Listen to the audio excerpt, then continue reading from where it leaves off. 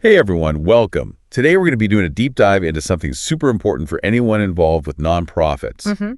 And that is how boards can successfully navigate change. Yes. So we're looking at this article from CSR Communications.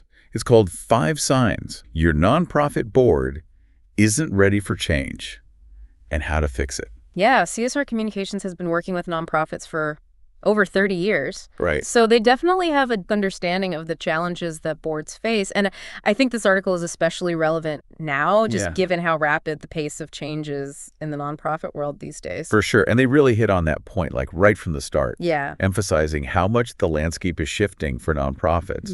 And then they go on to lay out 5 key warning signs. Right. That a board might be struggling with change. And so the first one that they highlight is what they call a culture of conflict avoidance. A certain amount of healthy disagreement is actually really essential for boards to function effectively. Right. Especially when they're dealing with change. Right.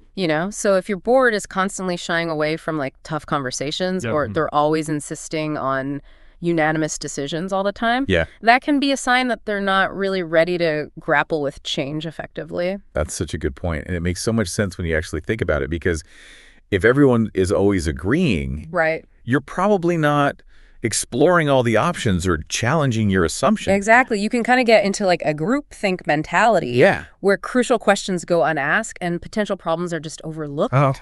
So it's really, in those moments of healthy debate where different perspectives are brought to the table that you often come up with the best solutions. Totally. So the first takeaway for all of you listening is to consider how comfortable your board is with having open and honest conversations. Yes. Even if they involve some disagreement. Now, the second warning sign that the article points to is weak board relationships that limit trust.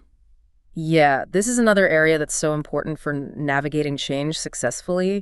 And the article points out that if the only time board members are really connecting is during those formal board meetings, that can really hinder the open communication that's needed to address difficult issues and make tough decisions together. Yeah, it's not just about showing up. It's about actually building genuine connections and trust. Right.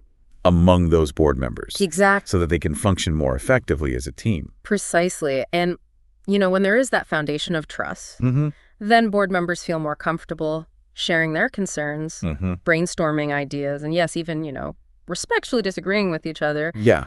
But without that trust, it's just much harder to have those difficult conversations that are so essential when you're navigating change. Absolutely. Okay, so the article's third red flag is something they call overdependence on legacy leaders. Yeah. So what do they mean by that? Well, while experience is obviously very valuable, the article cautions against relying too heavily on long-tenured board members. Okay. And, this can sometimes create a situation where fresh perspectives are stifled, and it becomes harder for the board to embrace new approaches. So it's about finding that balance between valuing the knowledge of those experienced members, but also making sure there's room for new voices and ideas to come to the table. Exactly. And, things like regularly reviewing term limits can be really helpful in this regard. Okay.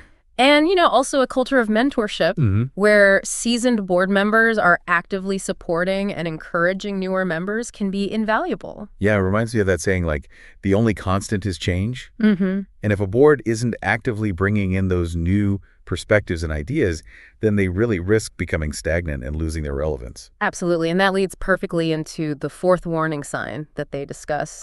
Blind spots. Tell me more about that. So change-ready boards actively seek out areas where they might lack expertise or knowledge. They understand that they don't have all the answers. And they're willing to acknowledge what they don't know. And this is especially important in today's rapidly changing world. So how can a board go about actually, identifying and addressing those blind spots? Well, one of the most effective ways is by cultivating a culture of diversity on the board, making sure you have members with different backgrounds, skill sets, and perspectives. Because that diversity of thought can be really invaluable when it comes to identifying potential challenges and opportunities. I could see how that would be so helpful, just having people from different walks of life around the table. And that can challenge those assumptions and lead to more informed decision-making. Exactly. Okay, now the fifth and final warning sign that CSR Communications mentions is what they call decision paralysis. Yeah, this happens when a board gets so bogged down in endless debate that they struggle to make even basic decisions. Yeah. And in a rapidly changing environment, being able to make timely and effective decisions is absolutely crucial.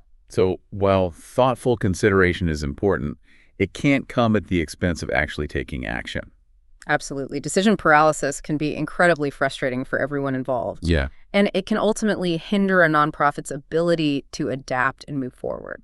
Totally. So we've covered those 5 key warning signs that CSR Communications has identified.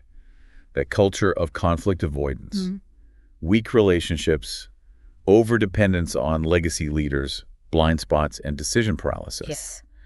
And these are definitely things that all nonprofit boards should be aware of. Absolutely. Recognizing these potential pitfalls is really the first step toward creating a board culture that's equipped to embrace and navigate change effectively. If you're an executive or senior leader inside your organization, we'd love to have you join us for our monthly Next Big Thing Executive Forum. These peer-to-peer, off-the-record conversations are really intended to help leaders design, define, and deliver on their next big initiative. Hope to see you there.